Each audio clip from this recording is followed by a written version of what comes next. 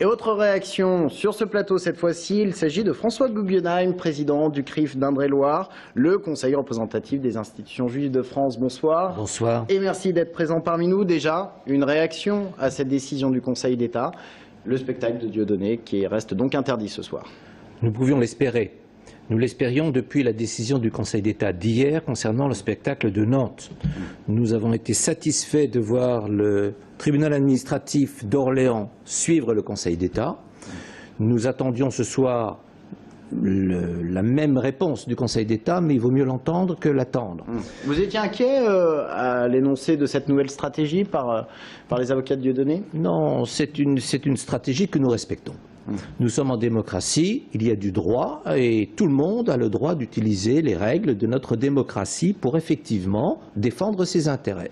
Donc non, je ne suis pas choqué par cette démarche, je suis plutôt choqué, nous sommes plutôt choqués par ce qui s'est passé en amont.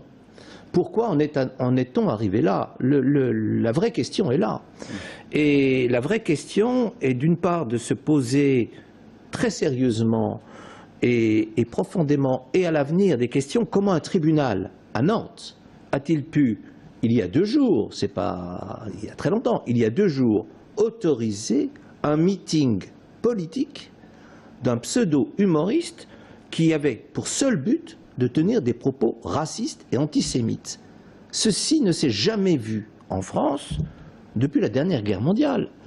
Et là, il y a un problème. Le deuxième problème, c'est comment a-t-on pu laisser ce pseudo-humoriste en arriver là?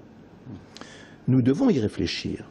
Nous devons également réfléchir pour savoir comment des milliers, je dis bien des milliers de personnes ont été prêtes à payer 43 € pour écouter de tels propos. Là est le mal. Je suis convaincu. Alors, ce qu'ils disent, c'est qu'ils sont là pour assister à un spectacle d'humour, oui, et que apparemment, il n'y a pas que les Juifs qui en prennent pour leur grade. Il y a essentiellement les Juifs qui en prennent pour leur grade. Et ce que je regrette, ce dont je suis convaincu, ce que je voulais vous dire, c'est qu'une majorité de ces gens ne sont pas antisémites et ne sont pas conscients qu'ils sont manipulés par monsieur Dieudonné Mbala Mbala, qui lui est antisémite.